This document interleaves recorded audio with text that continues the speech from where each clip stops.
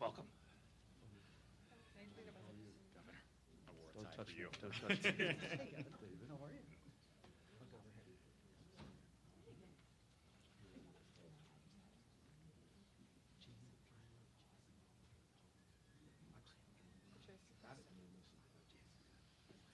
Good morning.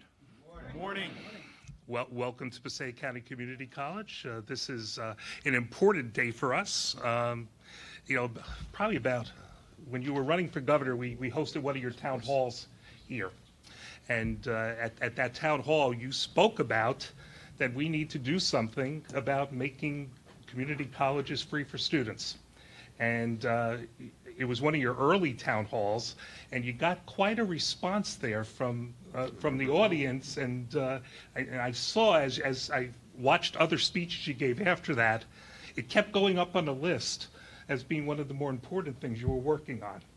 And I will tell you that the governor is onto something, because those of us who work in this field know that one of the biggest thing that disappoints us when we go out to a elementary school, go out to a high school, go to a senior citizen center, there's always someone who's going to say to us, "Oh, college isn't for me, I can't afford it." And we hear that all the time. And most of the time it's a perception. It may not even be true. The financial aid in many cases will take care of it. You've got all these people who believe that college is not in their future.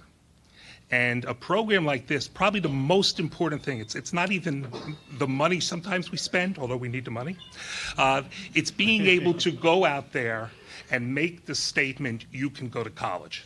And whether that's to a fourth grader, an eighth grader, a 12th grader, a 40-year-old or a 50-year-old, letting them know that this is something they can do is what's so important. So this is a big deal.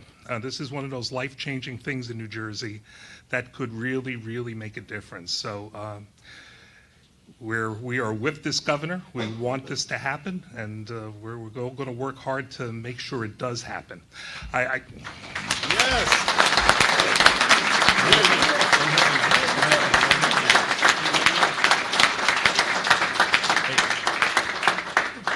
Let me just introduce some of my colleagues who are here. Michael Redmond, the president of Bergen Community College. Chris Reber, the president of Hudson County Community College.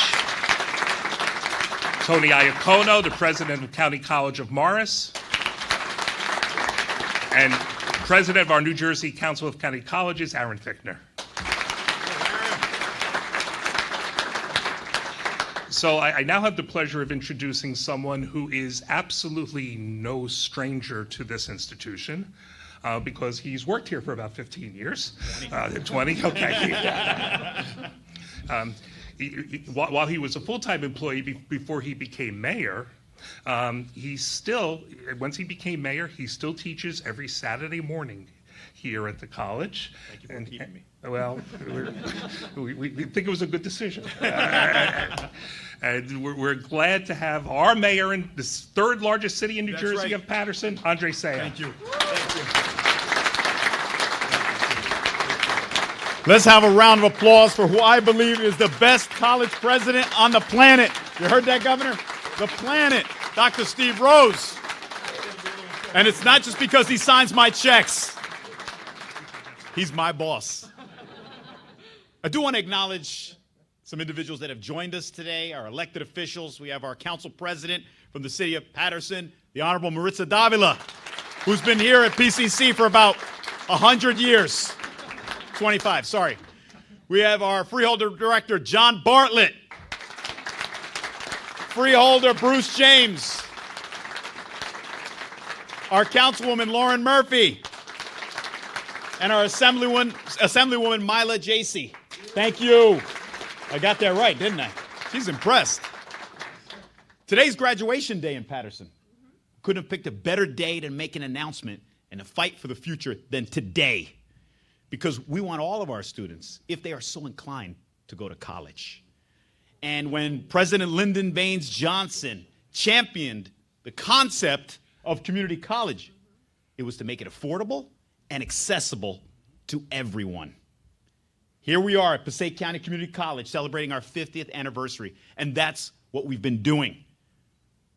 President Rose, we talk about nothing so near can take you so far. And the positive impact that this college has had on the community is immeasurable. Countless students have not just gone on to get jobs. They're pursuing careers, gainful employment as a result of the community college concept. So in Paterson, we know how to fight. Right, Council President? We know how to fight. Governor, we're joining you in this fight. We want the income cap raised to $65,000. That introduced item in the budget, go up $25 million. We have to reward things that work. This works. So let the word go forth from this time and place. He likes John F. Kennedy, so do I. That we stand united for all community colleges so they can continue to be accessible and affordable for everyone. At this time, it is with profound pride that I introduce a recent graduate of Passaic County Community College, Lean Abaza. Hello, everyone. My name is Lena Baza. I'm a recent graduate of Passaic County Community College, and I'll be continuing my studies this fall at New Jersey Institute of Technology, majoring in biomedical engineering. Thank you. I'd like to extend a warm welcome to the Governor Murphy. Yes. And all his distinguished guests. We are honored to have you here today on our campus, and thank you, Dr. Rose, for this opportunity to tell my story today. 6 years ago, my family and I escaped the war in Syria and came to the United States in search of safety and security. That was suddenly torn from us when the conflict had begun. My first year here was one of the most challenging years of my life. I was 13 years old and I had been in shock after witnessing 3 years of the Syrian civil war. It was a harsh transition. I struggled to fit in. I struggled to learn the language. All the words I was hearing sounded like gibberish to me. I was discouraged at first, but I persisted. And I continued to do so, conquering my challenges head on. My whole life, I dreamt about going to college and majoring in a science-related field. I come from a family of doctors, my dad a surgeon, and my aunt an eye doctor. Not attending college would have meant the end of the world to me. Due to the high cost of college, my single mother could not afford to put me through school, and my immigration status did not allow me to receive any financial aid. My mother was working 3 jobs at the time and barely making enough to pay for rent, bills, and food. My last option and chance to get further in life was community college, which was still expensive, but for us far more affordable. After graduating high school, I accepted the fact that I'll have to pay out of pocket if I wish to further my education. I attended PCC to utilize it as a springboard to furthering my education and my career. It was a light in my life when everything seemed dark. My first semester, I was working 30 to 40 hours a week, trying to put myself through college, while also successfully completing many challenging courses. I was exhausted, but I had no other option. The following year, I began qualifying for partial state financial aid due to the new law Governor Murphy had passed, which allowed non-U.S. citizens to qualify for state aid. Now I was able to work part-time and focus on my schoolwork more. My classes were getting harder and harder, but now I had more time to study.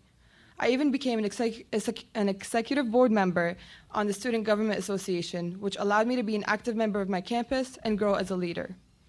Going into my last semester, I heard about the Community College Opportunity Grant, also known as CCOG, but I wasn't sure if I would qualify for it. It seemed far too good to be true. However, for the first time in my life, I felt like I had support from the government. Due to my non-citizen status, I had grown used to being disqualified from government-funded programs and grants, and while many other students had access to them. I felt excluded when everyone was able to apply to all these great scholarships and programs that I had no shot at getting.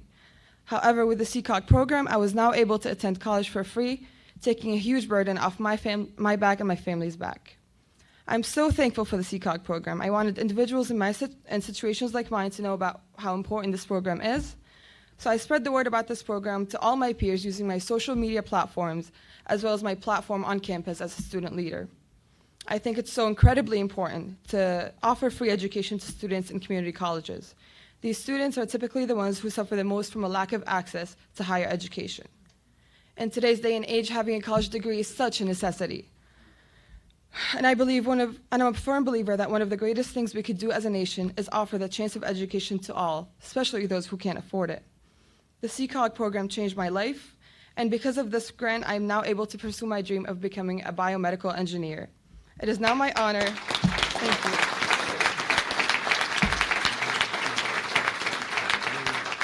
Thank you. It is now my honor to introduce Governor Murphy. Thank you all.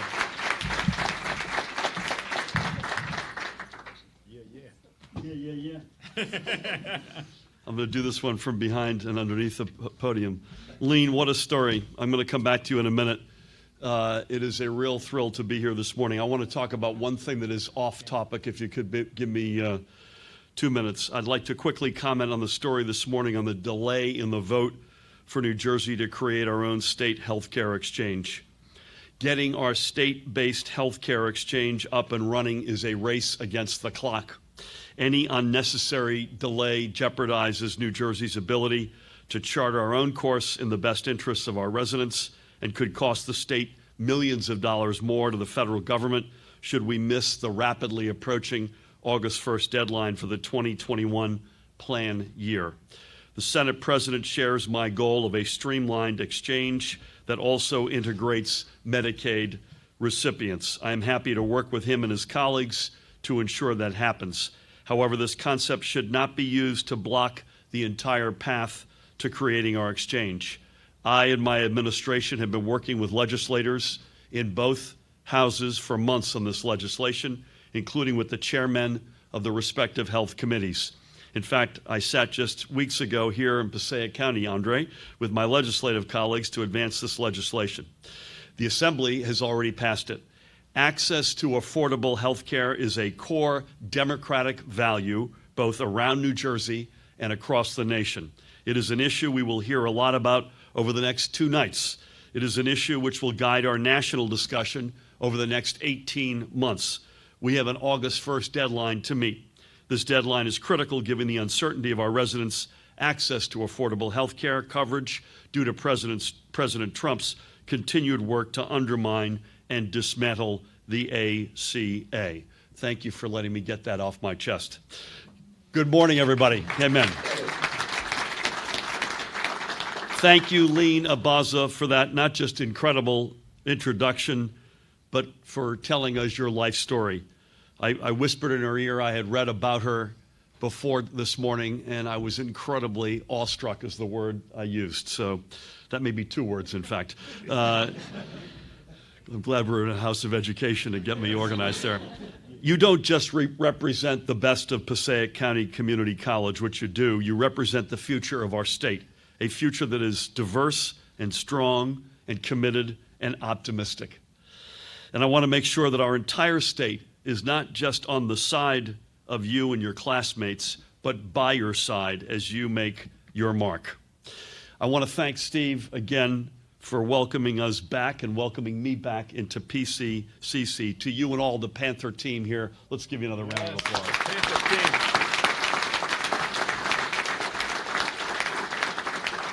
Of course, I also want to thank the low wattage, low energy mayor of Paterson, Andre the Giant Sayegh, for your always enthusiastic welcome to the great city of Paterson. I usually have to go see an orthopedist after I see Andre because he's invariably broken something in me. But seriously, I thank you for your long-standing support and friendship and passion. And to the other elected officials here today, Maritza, John, Bruce, Lauren, my cousin, and Mila, who we're going to hear from in a few minutes. It's an honor to be with you. I also want to salute the presidents in from Hudson, Bergen, and Morris. Aaron, great to have you here.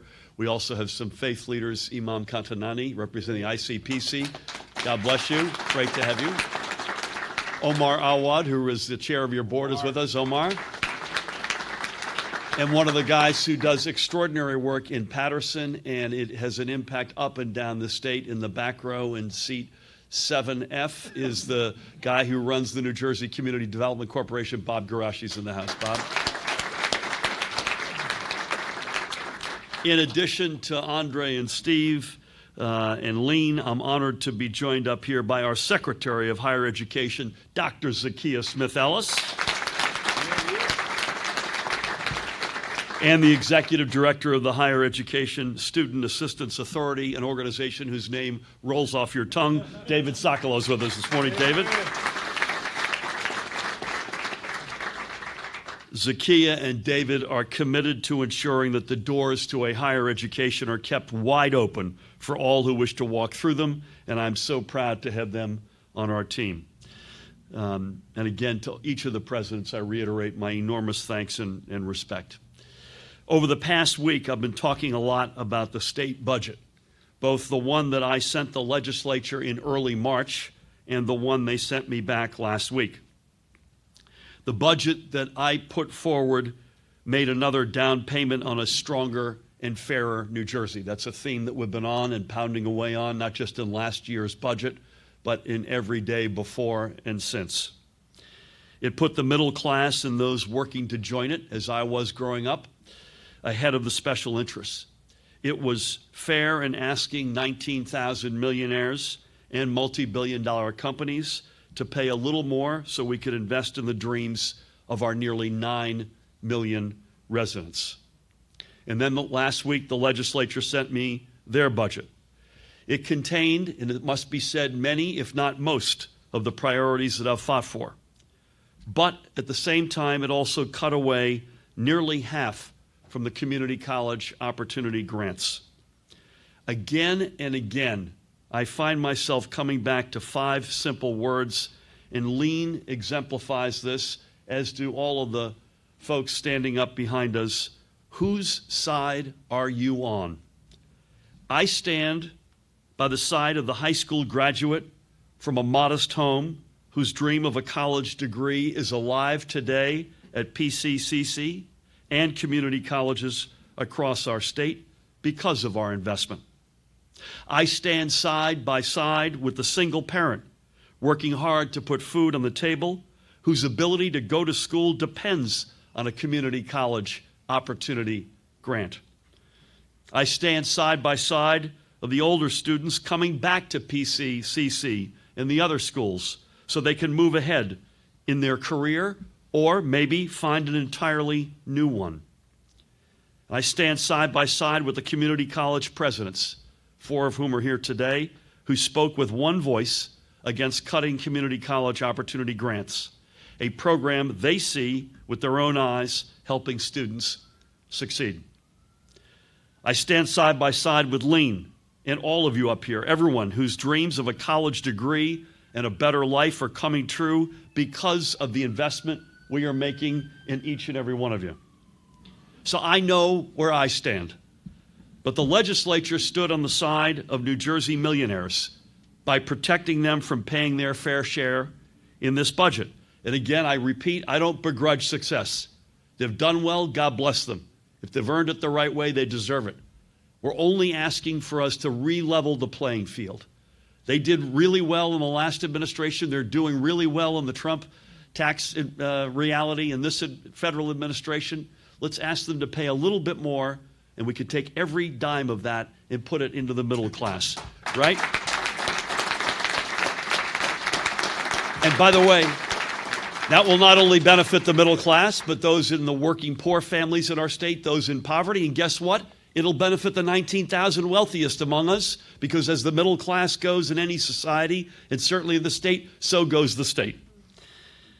The legislature stood, in addition to with the millionaires, they stood with the big opioid manufacturers and distributors and said no to a surcharge that would have helped those suffering from opioid abuse and addiction.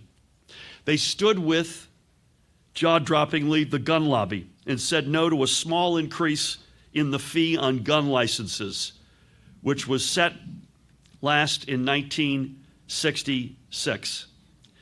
And if that weren't enough, the one I truly cannot understand, the legislature stood with huge corporations who do not provide health care for their employees and left taxpayers on the hook as a result.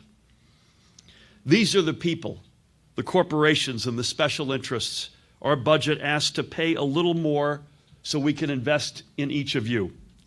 And these are the people the legislature's budget protects while it cuts funding to each of you. So once again, I ask, whose side are you on? The students here are among the thousands of community college students we hope to help achieve their dreams by making their educations tuition-free. Now, because of the legislature's nearly $30 million cut, we don't know how many more we will be able to reach. You are way more deserving, with all due respect, than the 19,000 millionaires who the legislature continues to protect, or the giant corporations who refuse to provide health care to their workers.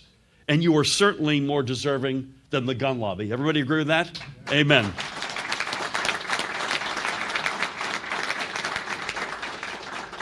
The state budget speaks to our values. It is about who we are and who we hope to be.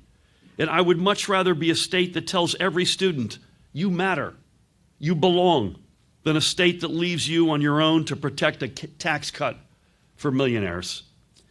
Community college opportunity grants speak to a New Jersey where everyone who wants to work hard can get a degree so they can get a good job and be part of our economic renewal. It speaks to the best of New Jersey. And I look to all of these students up here, you are the best of our state. I urge the legislature to stand with the students here, not the millionaires, not the special interests. I am not going to let this go, just as I am not going to give up my call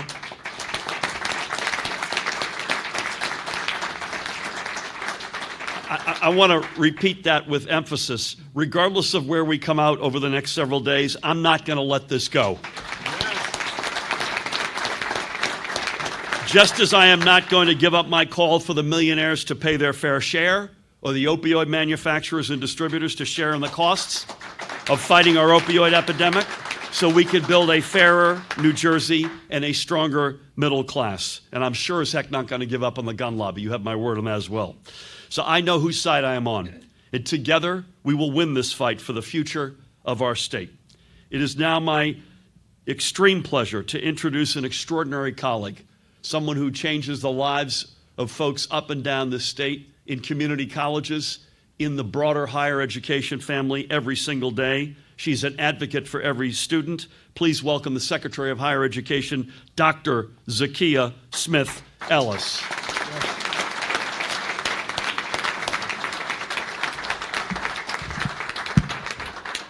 So after the governor spoke, after the mayor spoke, I mean, I'm energized, and I feel like you all have the reason why we're here. But I will just say, so much of what was said, our student lean exemplifies why we're doing this work and why we're pressing for funding for this program. The students that are here today, I've been on a graduation tour with David Zakia, our executive director of the Higher Education Student Assistance Authority. We went across the state and talked to students, and I could share story after story, and I know the presidents who are here as well could share story after story. They are not undeserving college students who are kind of hanging out. These are students who are working 2 and 3 jobs. There was a student who barely got any sleep. There are students who are sleeping in their cars. Community colleges are one of the just centerpieces of America. It's a uniquely American thing. There are other countries that don't have a college in every single community. So that if you don't have the ability to go somewhere, to pack up things, if you have responsibilities at home, 1 in 4 college students have children of their own. They're not maybe who you think of when you think of the average college student. And so today's college students are in such need. These grants can be as much as $500, $1,000, and they're so meaningful. And it's not that they have to do nothing. They have to keep up their grades. They got to fill out the FAFSA. I mean, if they're not eligible, they have another form that we've got to make them fill out. We're making sure that they get all the aid that they can, and then we just top it off to say that the tuition and fees shouldn't be a barrier. And that's such a simple thing to say, and it's so meaningful to so many students. I've heard so many students say the same thing. I didn't think this was real. I got this email, and I thought it was a scam because who's going to pay for our tuition and fees? And we would love to be, we did this program 1 semester this year, and we're trying to expand it to make sure every Every county college has this ability. And so I know that there's a lot of support out there for this program because we've heard it. We know the college presidents support it. We know the legislature supports it because they put some money in there and even asked us to do more stuff, but we can't do more stuff with less money. So we're trying to figure out how we can really support our students in this way. They're so deserving. I'm so thankful that the governor had this vision to make community college tuition free. It's something that I know there's going to be a lot more discussion about at the national level, and I'm thankful that we have the opportunity to do it here in New Jersey. I'm not sure what else I was supposed to say, but I feel like the students said it all. So thank you for your support for those of you who have been here and for the opportunity to showcase and have our students shine. Thank you. And I'm supposed to introduce David. So, you're going to do it. No, no problem, no problem. Before David jumps up, Zakia, thank you. One more time, Zakia Smith-Ellis.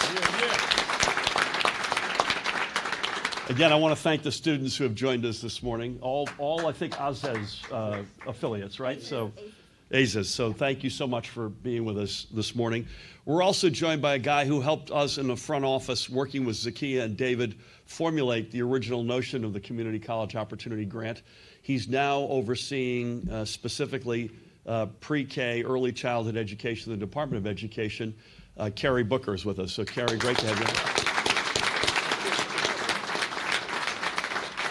And I know this is a quiet day in your family, so I'm very happy you could join us in Paterson. Someone asked me how long is Carrie's term running early childhood education. I said it's as long until his brother is elected president of the United States. It is now my great honor to bring up Zakia's partner in this fight, the executive director of the New Jersey Higher Education Student Assistance Authority. Please help me welcome David Zakia.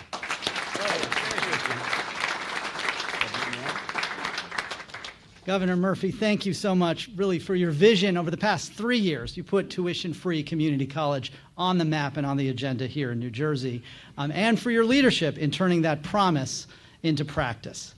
Now, working in partnership with 19 community colleges, all the county colleges in New Jersey, we pilot tested the Community College Opportunity Grant over the past semester.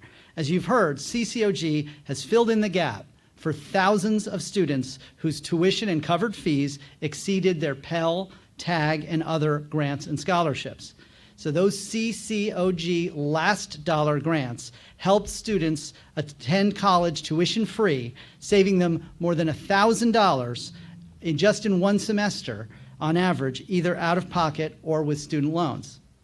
We designed CCOG to be inclusive, recognizing all the students who need the opportunity that County College offers.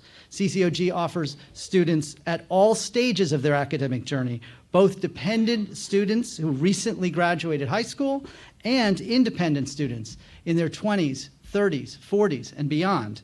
Working adult students have been 2/3 of those who received CCOG awards so far. And all of these students face financial challenges paying for college, and the existing aid doesn't always cover their full cost of tuition and fees. CCOG also isn't restricted to certain classes, but instead covers the general tuition and educational fees for all the credit-bearing courses and pathways the county colleges offer, which lead to valuable opportunities for students' careers and future lifelong learning. And unlike some free college programs, CCOG recognizes that some students need to attend part-time. So we have put in place a national model here in New Jersey.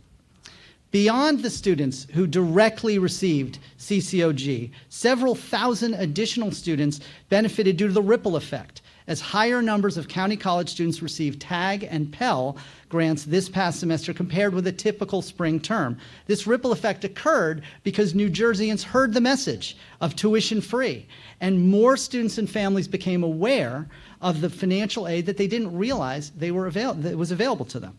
Just one statistic to show this impact. Usually there is a 10% drop-off in Pell Grant recipients between fall and spring. But that trend was reversed this year, with an increase in part-time county college students receiving Pell Grants in spring 2019 compared to fall 2018.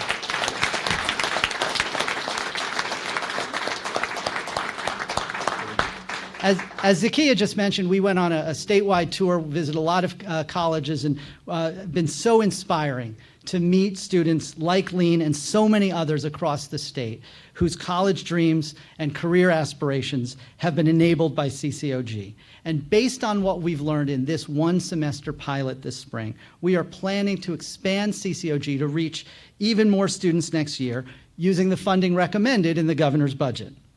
Our partners in the legislature passed a budget that wants to expand eligibility for CCOG, but it is missing sufficient funding for all those new students who we all want to help.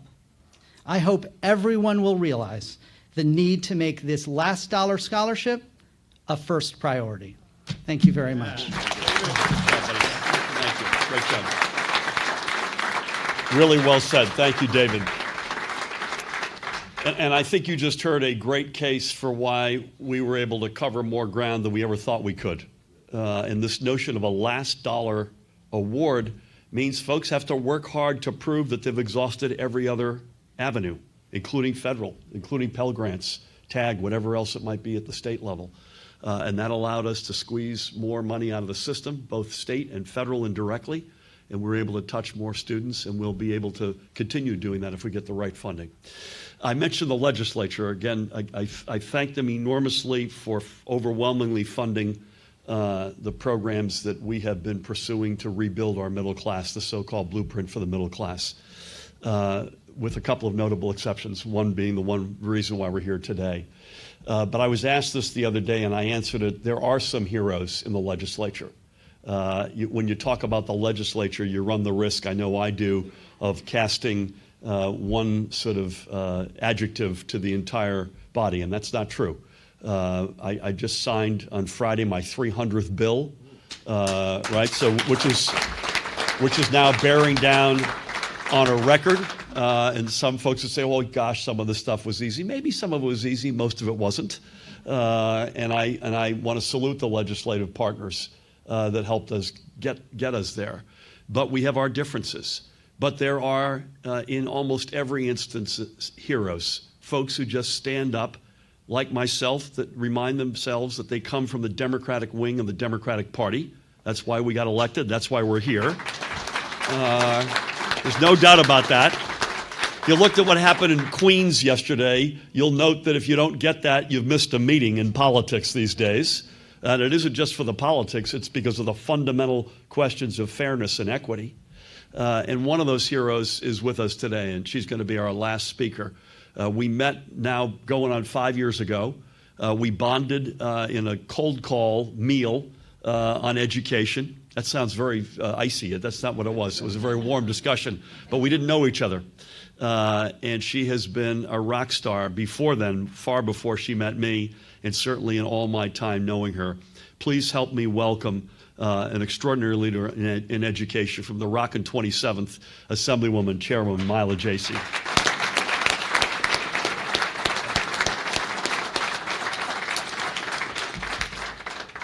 So I'm honored to be the last speaker.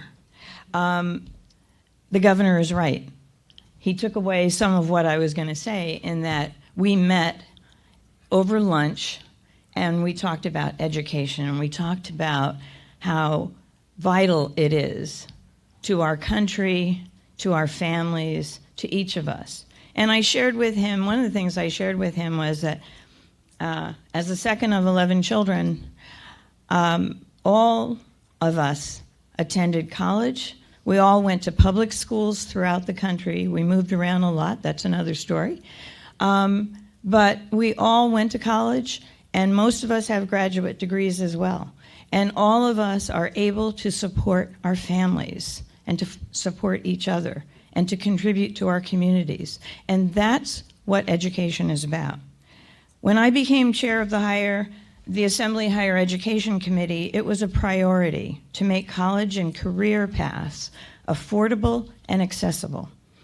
In partnership and with profound thanks to the governor, Secretary Smith Ellis, and their offices and staff, we have realized the goal with the creation of free community college for all eligible residents, including our dreamers. As I stand here today, community college opportunity grants are changing lives for thousands of New Jerseyans, especially those who never thought they would have the chance to follow their hearts and achieve success in the field of their choosing. It may be a course of study to further their education through seamless transfer to an excellent state college or university, perhaps become a technician, a nurse, a chef, a systems analyst.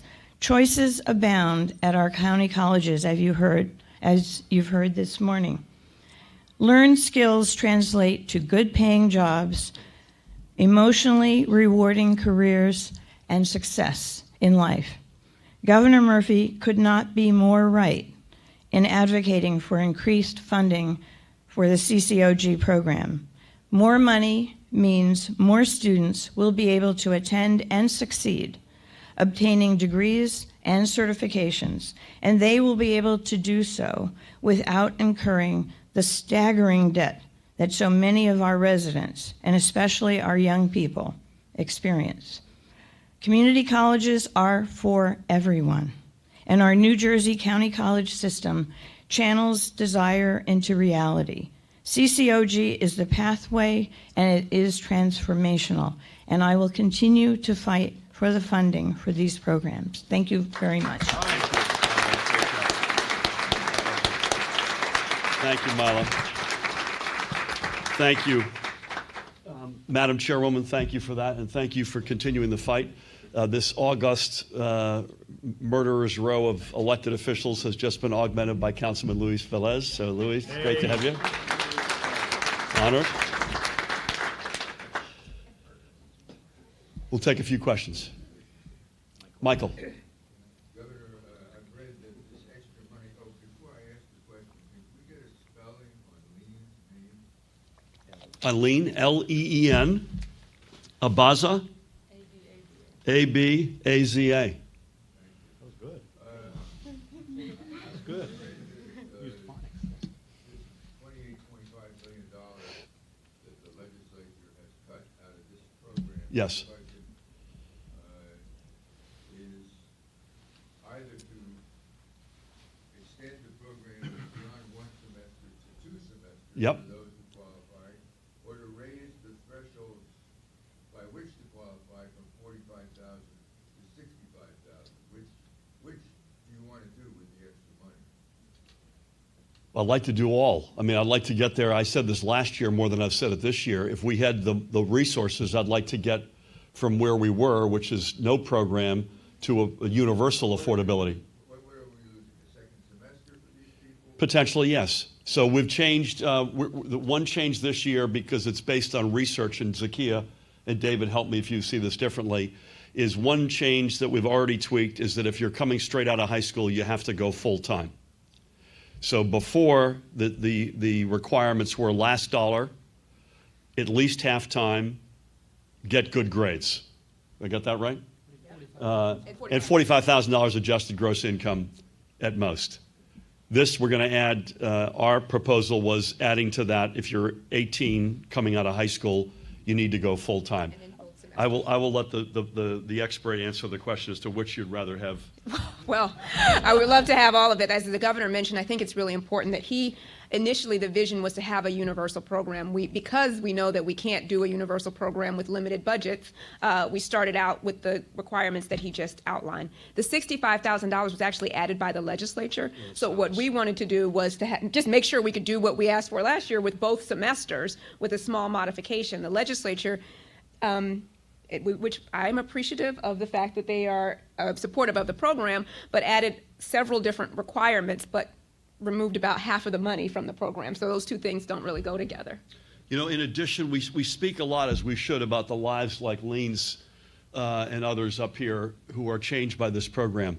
The more cold-blooded reason to do this, in which we haven't spoken about lately, is that if we get the innovation economy right, and we believe it's going to be a long time, but we believe we are in the process of doing that, it will not be overnight and it won't be a straight line. We continue to have the highest concentration in New Jersey of scientists and engineers per square mile in the world. There's not a lot of concern about getting folks with terminal degrees, masters, maybe even bachelors. The big skills gap, however, the experts who have looked at this, McKinsey's Global Institute has done I think the best work on this, and the presidents, I think, would back me up here.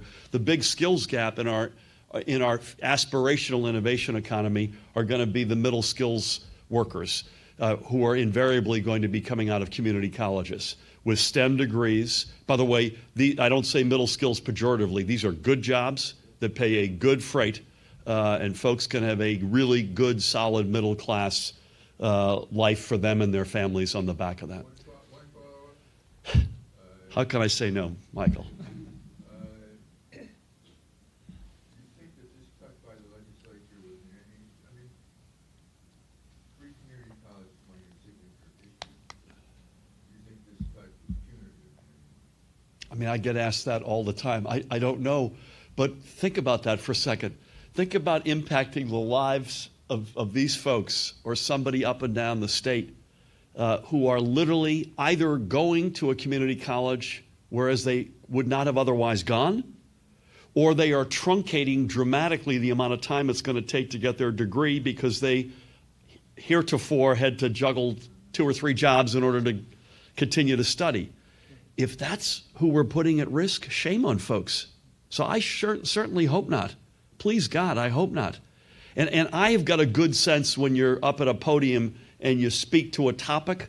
The other thing that I have to say is that folks who don't get this aren't paying attention. This is one of the biggest game changers in this state in a long time.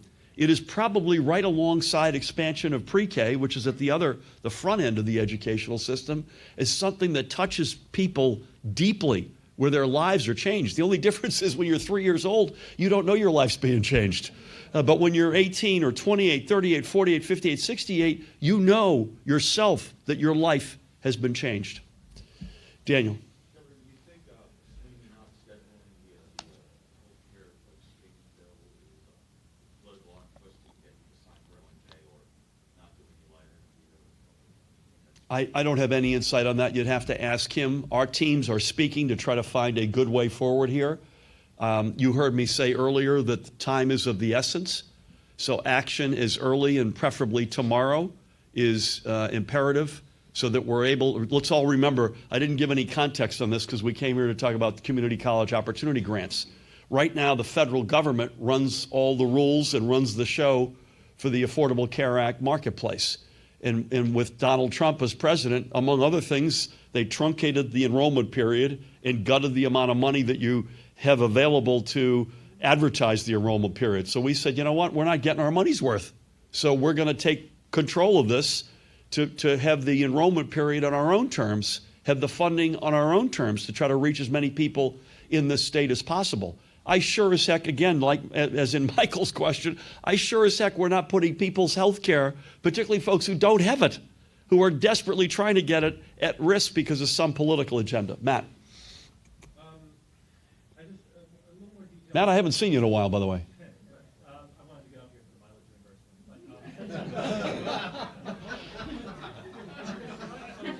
I got to think about that for a second. I'm sorry? If this cut goes through, the legislature, Yes. does the program continue as is, or do you actually have to pare anything back? We have to figure that out, to be determined, I think. Zakia and David, I think, would agree with me. We got to figure it out. I mean, it is so wildly popular and changes so many lives. I am praying that folks wake up and understand that. I mean, this is stone cold, crazy stupid to not fund this program. So to be determined. Tom, sorry. Can you talk, Governor, a little bit about when you say if you don't get this year, you're staying with it next year? Yep. You've done law of your millionaire's tax. Is this part of an effort to fundamentally change the Democratic Party in New Jersey? And how would you describe it? What are you trying to do? I wouldn't say fundamentally change it, Tom. And I think I said this to you. I can't remember if you were in the room. I believe you were, and you may have asked the question. I am really struck by the gap philosophically between the 120 folks, and I don't mean all 120, Mila. You know I love you. But what goes on down the street from me and the will of the people. I've never seen a gap like this. It's a huge gap. So while I am... So I don't think what I'm standing for is radical at all. I'm standing for the folks who are in this state, who are asking for tax fairness. They're asking, I mean, literally, think about the opioid programs we have in place. No television commercials, by the way, all Moneyball, all trying to do our level best, and we have not succeeded yet. Let there be no doubt about it. $100 million of programs.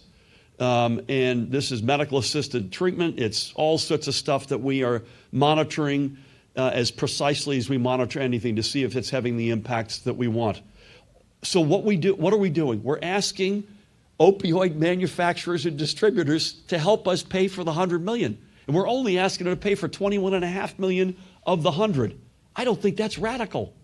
I don't think raising gun fees that haven't been raised since 1966, where I don't know what it is in Paterson, Andre, but in most communities in the state, a dog license is now meaningfully cheaper than a gun license. I don't think that's radical. I don't think it's radical if a big company doesn't provide health care for their employees and the employee has nowhere else to turn but Medicaid, which means right now taxpayers in New Jersey, whether through their federal tax dollars or their state tax dollars, are picking up the whole tab. I don't think it's that radical to ask the companies to pay $150 a head to help us defray that. So I'm not shooting the messenger. I'm very at peace where I am. I'm with the people. I think that we got to bring the folks down the street to the same place. Pardon me. Didn't mean to go off on a rant like that. But so you're saying you and the Democrats in New Jersey are of one thought, the legislature's pocket. So is this an effort to change the leadership in the legislature? No, it's not an effort to change any individual. It's an effort to change the heartbeat of that organization, which is inside of a bubble, used to doing business the same way for decades. And people, I didn't get sent here to sort of get sucked into doing the same old. People like Mila and myself and these folks locally or at the county level got elected to change the game. And not because we're radical, but because we're standing with the people. And again, I asked the question, whose side are you on? Whose side are you on? Whose side are you on? I don't think it's that hard a question to answer. So, somebody else before I get to Brett. Brett, are you going to give me some more grief about Groundhog Day before you ask the question? No. Okay.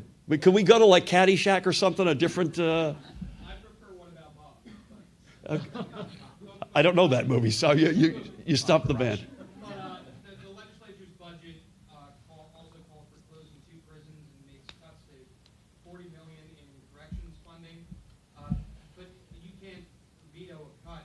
Do you have a plan for what you're going to do about it? It's a good example of I don't want to speak definitively because remember we presented our budget on March 6th. For all of you who came here because you care about community colleges, I apologize. We've got to go through a few other topics here, so forgive me. We won't be here all day. We presented our budget on March 6th. A week ago Friday, we got a general sort of sense of where the legislature was going to be on the budget. And then that next Monday, which is now 9 days ago, they went through committee. And then 6 days ago, if my math is right, they voted on the budget. So we're still going through this. That's a good example of a number. I don't think I'm getting out ahead of my team. We can't figure out where that $40 million comes from. So I got to be able, it's a good question because I got to certify the budget. I've got a constitutional responsibility to certify this thing. And again, I said this to a group last week. There's another sort of big paradox here. You can't go around the state talking about how the fact that we're in dire fiscal straits, and if we don't change all sorts of programs that impact our public sector employees, we're going to go to hell in a handbasket. And at the same time, give me a budget that adds multiple hundreds of millions of dollars of pork, that it takes the rainy day fund to zero. Those two concepts are at odds with each other. So it's a long-winded way of saying we're still trying to square the circle on the numbers. Please.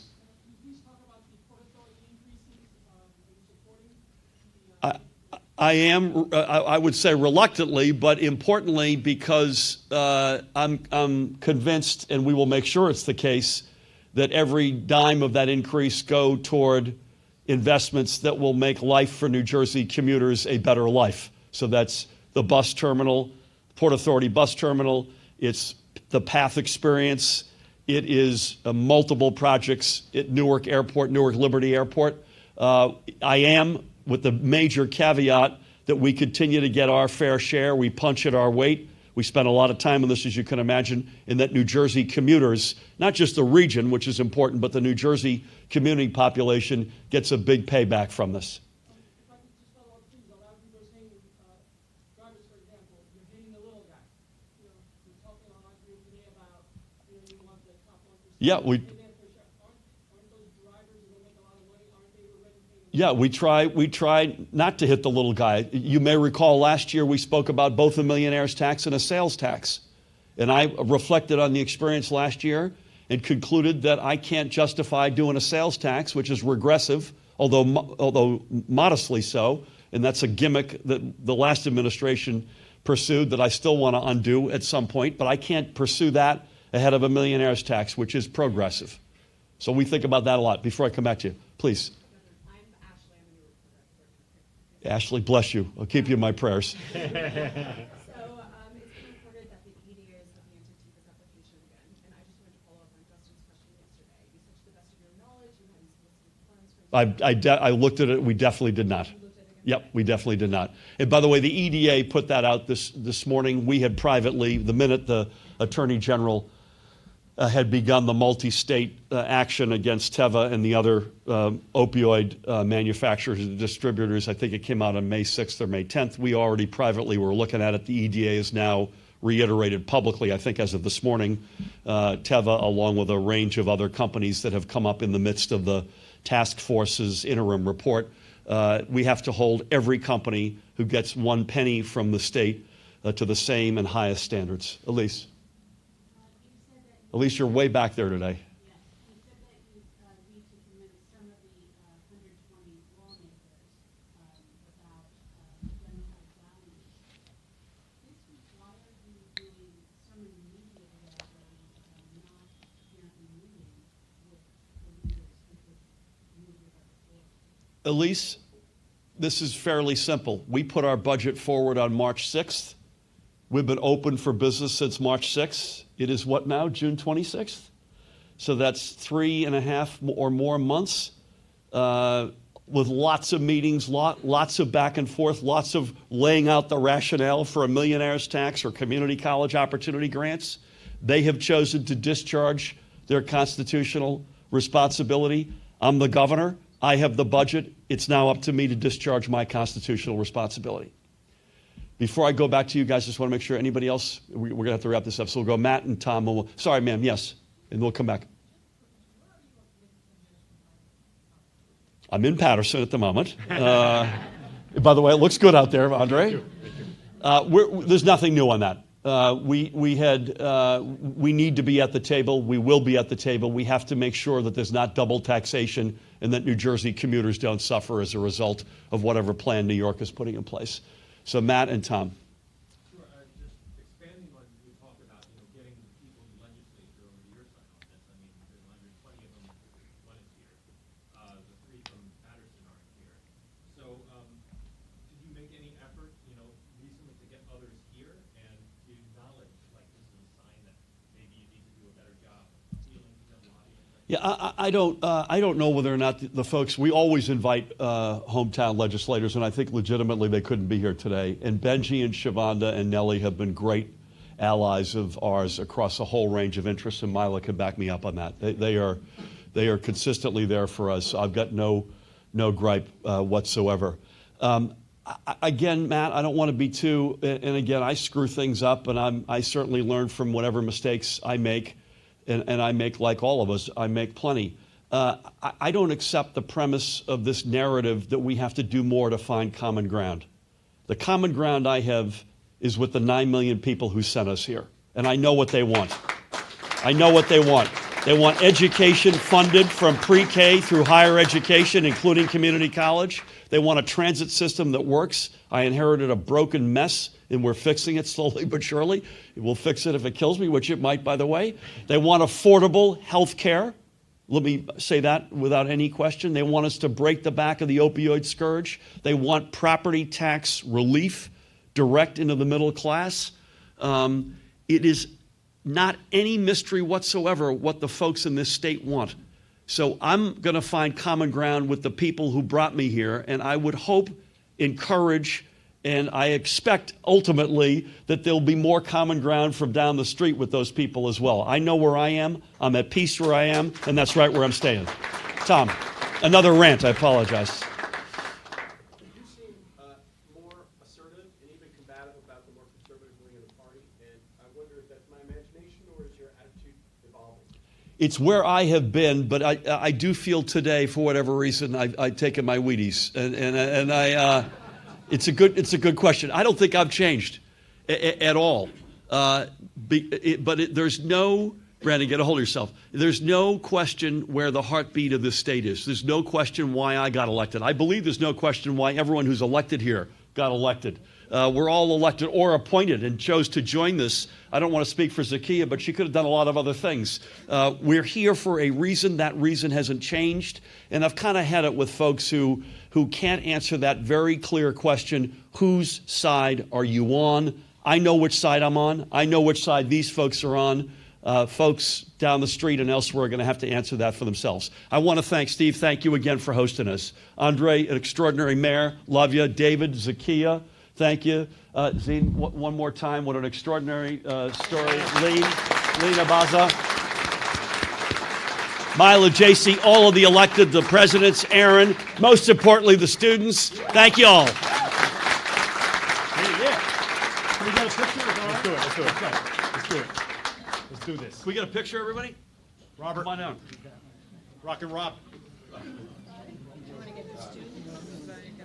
he going to sing God Bless America?